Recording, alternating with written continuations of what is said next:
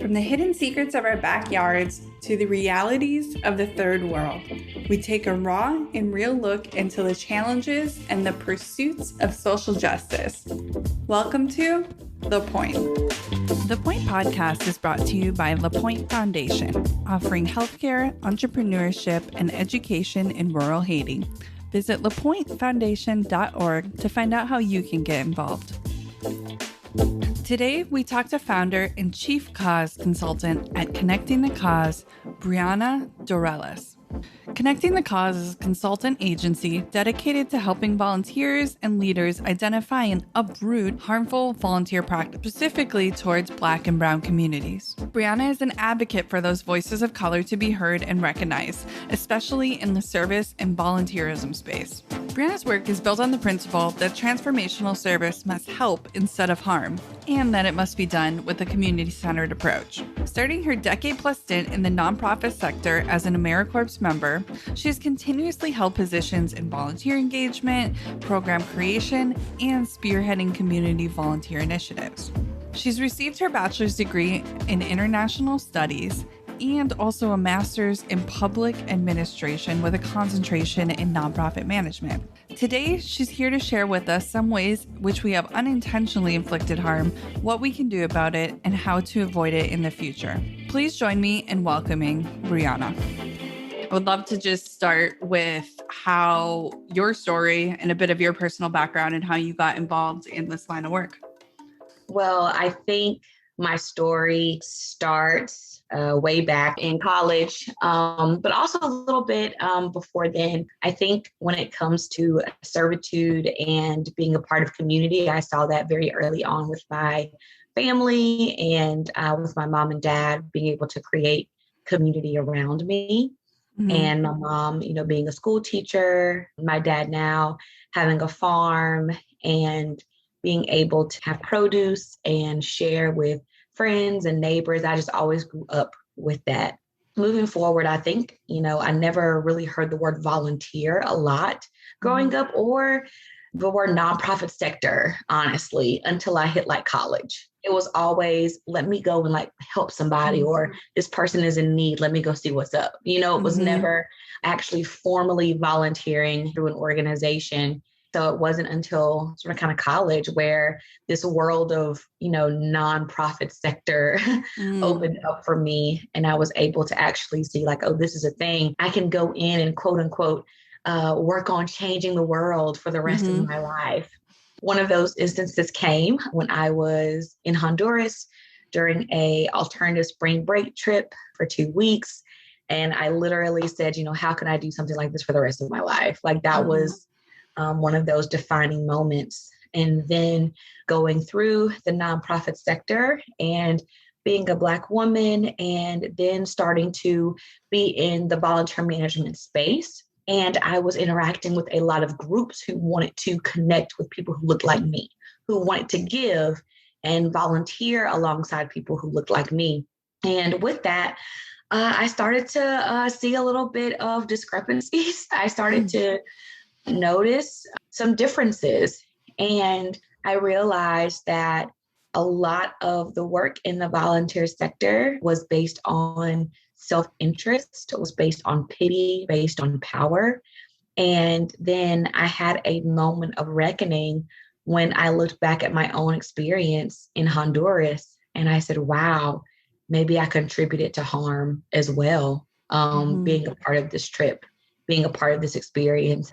The very thing that catapulted me into wanting to do good work, right, was the same thing that ended up being that thorn in my side that I worked to try to eradicate, through Connecting the Cause. And so I first started Connecting the Cause as a way of, let me connect people to causes they care about. It was really rainbows and butterflies, honestly. Don't we miss that sometimes? That the rose-colored glasses of it was blissfulness. Very rose-colored glasses. And then as I continued learning and on my journey in my roles, I said, wow, I can't connect people to causes if they are going to harm in the process. And so I stopped. and I went a completely different direction. And so now Connecting the Cause helps nonprofits and individuals really identify and uproot harmful volunteer practices, rooted in racism, rooted in white supremacy, to be able to change the tide of a future of volunteerism where it's filled with partnership and solidarity and not pity and power. That's so good. What an incredible journey. And how cool it is that you were enlightened along the way. You know, a lot of the listeners have had similar experiences, and it's been interesting over the last decade or so to really see a very small percentage of people begin to like have that mind shift to say like, wait a second, the way we've been doing things the last 200 years might not be the best ways. Can you walk us through like, what are some of the specifics? Like either if it's domestic, like within the United States, or some things you've seen international, like what are some of those like areas and contexts around like bad, I guess, for lack of a better term, bad ways to do things as opposed to good ways to do things? I think in a lot of ways, let's look at the basics of what's around us and what sort of kind of feeds into volunteerism. We have corporate groups, it's corporate social responsibility, it's a whole, thing. And they have certain days of service or certain things that they champion, certain issues that they champion. And oftentimes I see corporations descend upon communities of color with their clean white t-shirts and their mugs, and they're ready to serve. And they take the pictures that they need to write up the newsletter, to send it out in the annual report. And there's no actual transformation. What I mean by transformation is there's no change of heart. They didn't learn anything new or different that will make them change their lifestyle moving forward about those that they serve, about any biases or stereotypes that they once had that now maybe have been shifted. They are very transactional in let's do this one great thing and pack these 200 backpacks. And packing the backpacks are great, but what about the resources and the skills that the corporation has that could be such more abundance if they actually partner with the community in a more sustainable way? Oftentimes it's based on quantity and not oftentimes of quality of relationship.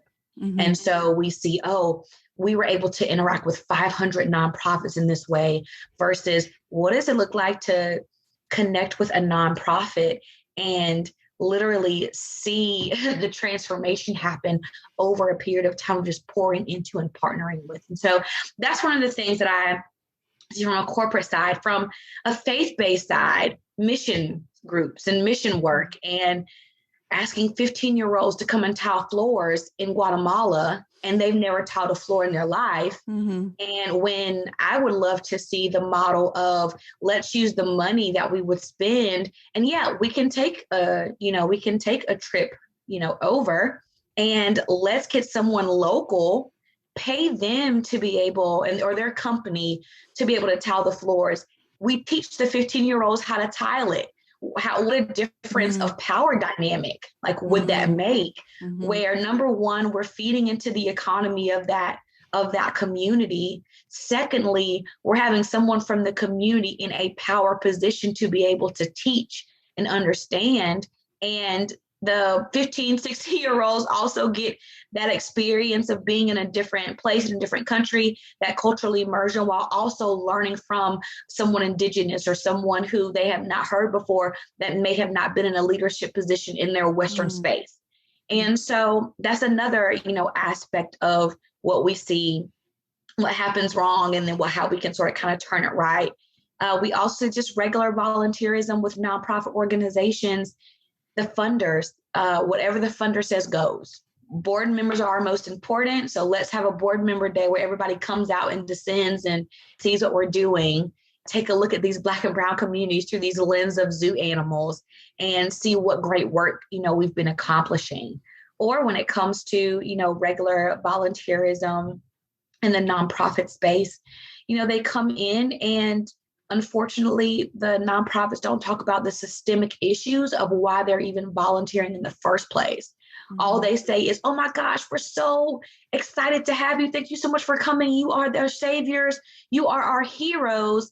And it's like, oh, so this community can't do anything without me. Number one. Number two, I'm here to save. Number three, I'm in a place of power because they need something that that I embody, that I have, without making it a bigger opening around issues that surround why they're even there to volunteer in the first place.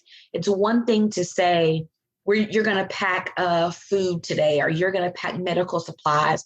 It's a different thing to say, this community has been disproportionately taken advantage of because of systemic issues, because of white supremacy. And it's time for us to right wrongs, and you can be a part of that solution. And you're not coming in to save, but you're coming in to partner with the skills and the talents and the gifts they already have. Now let's make relationship and let's co-liberate together. That's a completely different scenario and case, right? That makes you feel connected, makes you feel empowered.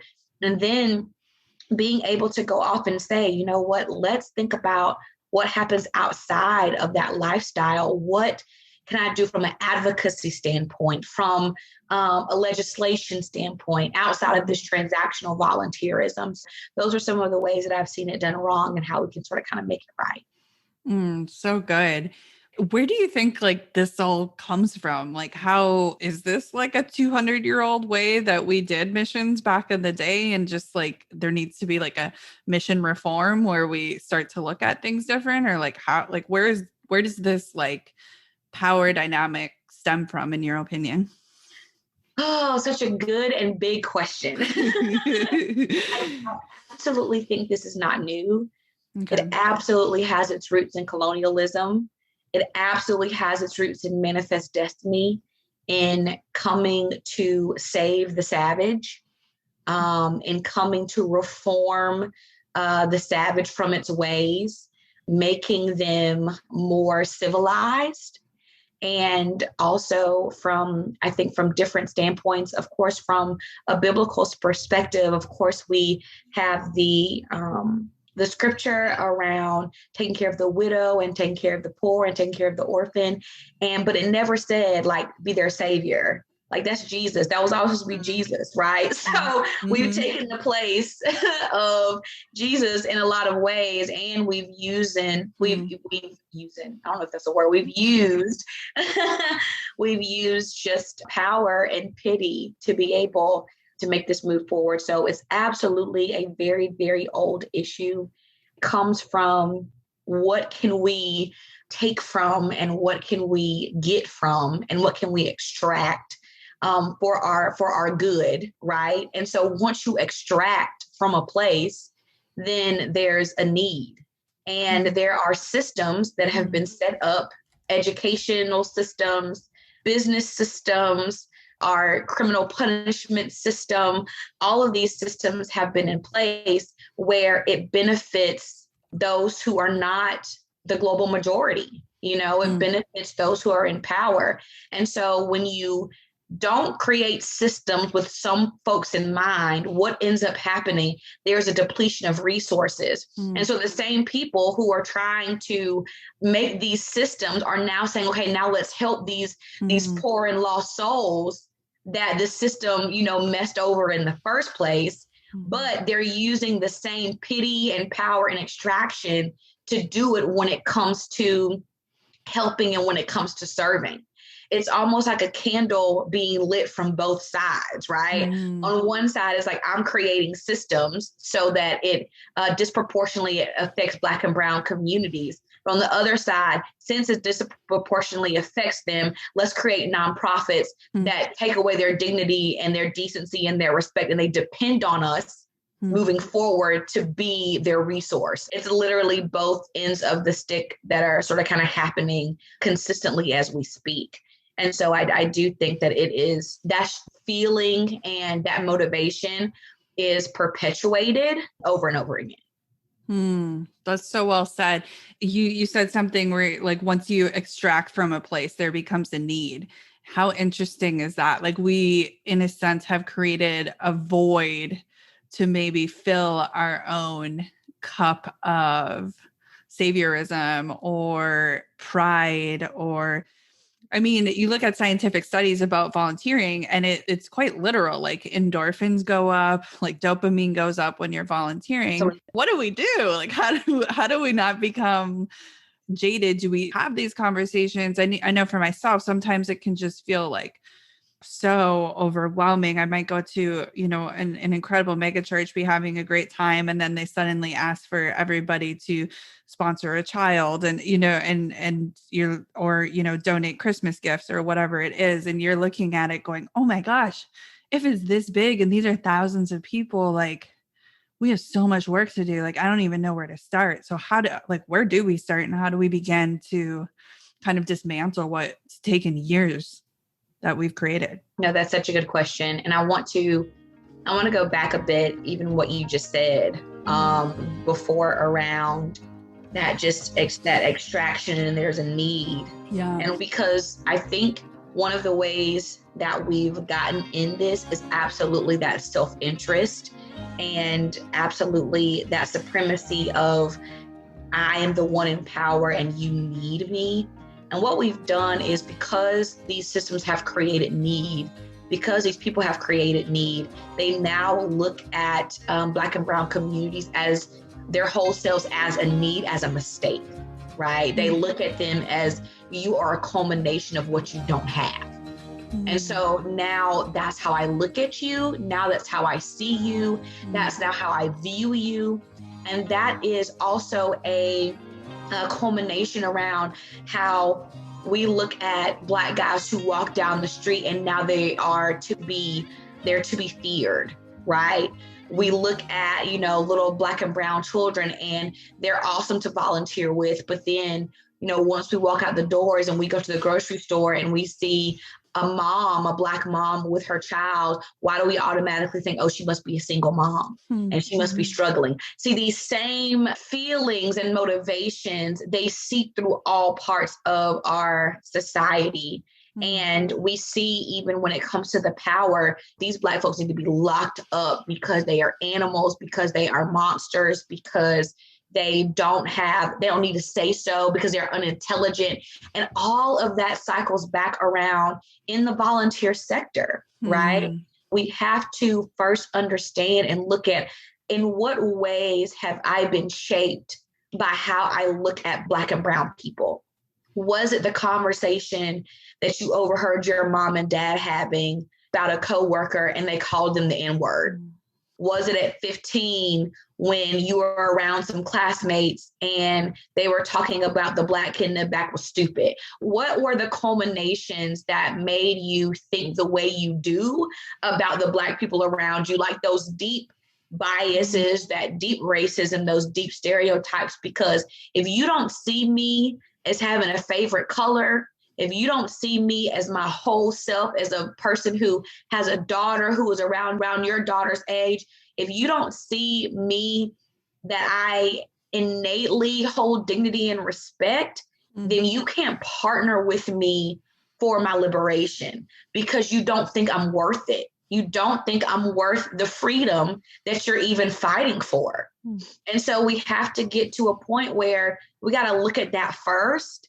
It's a transformation of heart kind of thing. And absolutely, there are protocols and procedures that nonprofits specifically need to do, ways in which nonprofits need to communicate issues, need to communicate biases. And it's a personal decision of let me research and look at the ways that I am volunteering. Am I doing it because I want to have these self-interest? Am I doing it because I feel pity for these people? Am I doing it because, well, my organization, I know that if I do this, I'm going to get some extra hours and I may be promoted, it may look good for me to be this team lead. If it's anything else other than liberation, other than justice, other than communal care, then you got to stop where you are and you got to really take an assessment of it. Wow, that's so powerful. Yeah, me having tears in my eyes over here. That's really incredible. And I think you're right. That's maybe reflecting on what you just said. Like maybe that's one of the hardest parts. It's easy to, and honestly fun, to get a plane ticket and go to Honduras or Haiti or wherever we go. And again, those endorphins and, that deep desire inside of us to help others. But until we can reflect on where that is in our core, like where that's coming from to begin with, and like really take that time to digest that in a healthy way, like we need to maybe take a halt in what we're doing. I am an absolute proponent. I know that, I've been in the volunteer sector. I've led volunteers. I've been a volunteer. Yes, those endorphins hit you. And yes, you have an awesome time. And that needs to be an outcome. It doesn't need to be the icing on the cake. Like, don't let it be like the main reason why it happens. Because when you are doing community work, real community work, you will feel that level of, I'm doing something to try to make a difference. But also you should feel this level of, there is something else that I can be doing, or something else that needs to be done, or it's bigger than me. It's bigger than the backpack. It's the fact that there's income inequalities here. It's bigger than packing the food. There's actual food deserts here. Why don't people have access to food? And who do I need to connect with or communicate with in my network, in my group of people, to be able to keep this moving forward? And it's not this sense of I have to do something about everything.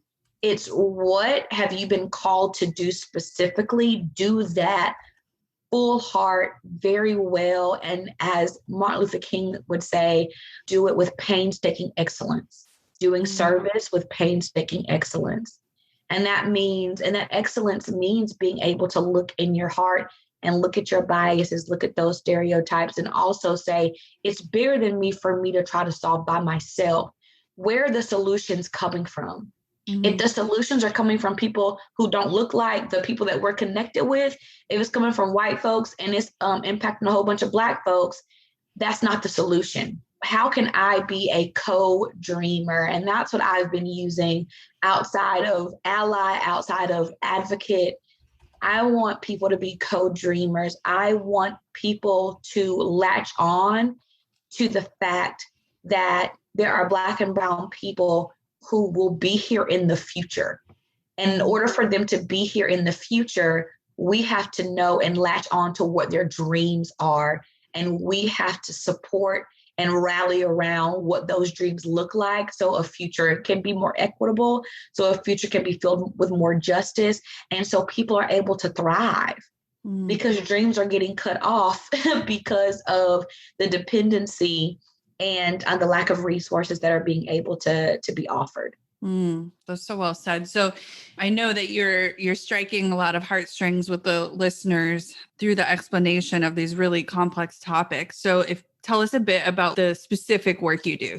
Maybe there's somebody who has a business that's listening. Maybe there's a short-term missionary that's listening. What are kind of the areas that you cover to help us figure out how to do this well? Yeah, absolutely. So there's 3 main areas that I dive into. One is overall consulting with faith-based groups, with corporate groups, with nonprofit groups, and assisting them to turn their volunteer programs a community-centered volunteer program. And that means, what do we need to do so that the decision-making, the solutions, the way in which you communicate to your volunteers all uplift community? That's one area that I do around that consulting piece. Another piece is one-off workshops that I do around helping and not harming communities. I talk to those same type of groups to be able to really light an engine, a fire under their volunteers or around their leaders, to be able to think differently, because oftentimes they just haven't heard this before, or they've seen a little bit of it, but they didn't know how to articulate it or what this looked like. And then I have, for individuals, I have a membership community called The Renewed.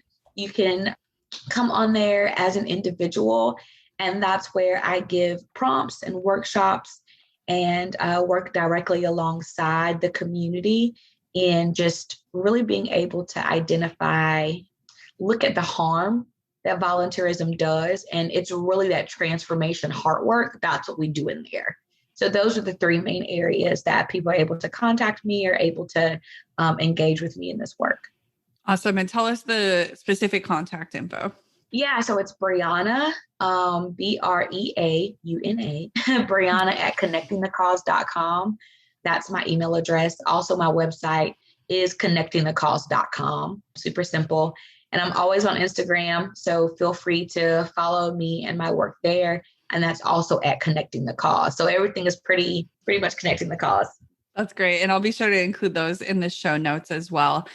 So was there anything specific that you wanted to be sure we touched on before we start kind of wrapping up? I really just want there to be an emphasis on volunteers and organizations or anybody you connect with being able to do your due diligence. Okay.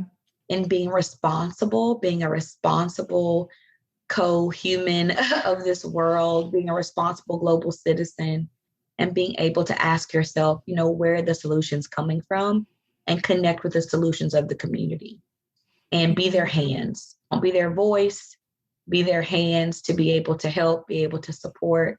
I always add, and I think about, Aladdin in the carpet. Like if the community was Aladdin, be the carpet. Mm-hmm. Like be quiet and let Aladdin guide you, okay, mm-hmm. into what needs to be done. You're there, you are willing, you are excited to serve, excited to help, but know that we are not saviors, but we really have to assess what it looks like to be able to help and not harm and to collaborate together. And it starts with being able to look inside each of us to see what that looks like. So good. Is there like a specific story, either from your own life or maybe somebody that you have consulted or mentored with, that you can share with us of how they've like taken that transformation journey? Yeah. Oh, goodness. Let me think. So there's an organization that I worked with, and I helped them revamp their orientation and training. And their training and orientation was very volunteer centered. And I know it's so awkward for us. And now in this new language, like we talk about volunteer management, volunteer engagement. I want you to take the lens off of the volunteers in volunteer management. Ask them to take off that lens and put it directly, on community and what the community's desires and needs are. Their transformation has been incredible in that they no longer feel the responsibility of carrying the weight of donors and volunteers, feelings and emotions that come before the community's impact and the community's resources.